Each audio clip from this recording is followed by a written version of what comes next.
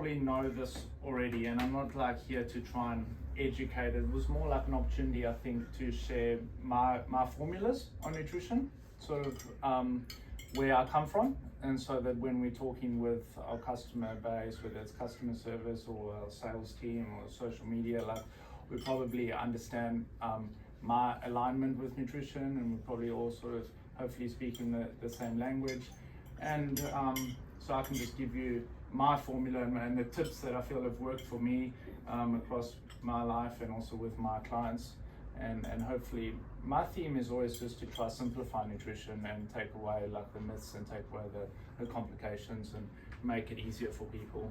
And so you can ask some questions as we go. Probably only not going to keep you for too long, but hopefully we'll walk away maybe with something that's going to also be helpful for you in the room. But yeah, mostly about just understanding my points on nutrition. Okay, so thanks for the opportunity, Cherie. Thanks for taking the time out. I'd like to try to start with the broad picture of like, what's the focus for you as an individual? When I talk to a client, like what are you trying to achieve? What results are you looking for?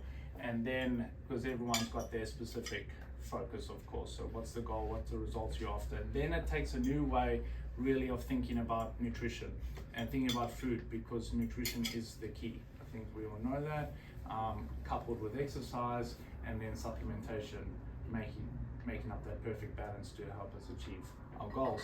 But mostly when we think about, oh, we've got to eat healthy, we think like most people, it's going to be like we've got to eat terrible food, it's not going to be nice, it's inconvenient, like it takes a lot of effort, it's boring, not tasty, like, but it doesn't need to be like that. So I try and explain that like we change the way we think about healthy food. It can still be fun, can still be tasty, can be achievable regardless of how busy you are. Have you heard of Bodyscience?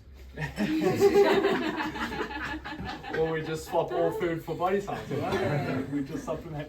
So we need some knowledge, then we need to change our actions, then we need to make it consistent, and then we should probably be accountable to someone in some way. And that's why like maybe the My Bodyscience Challenge is really helpful, because you know we're in there as a team and we provide some sort of accountability to each other, but mostly like consistency is so key. Like what are we doing throughout the week? Like what are we doing mostly? Don't worry if we have a slip up every now and again, or like too often clients will focus on the one thing that they might have done wrong, and it's like don't harp on that, because really big picture, are you getting it right most of the time? Are you being consistent?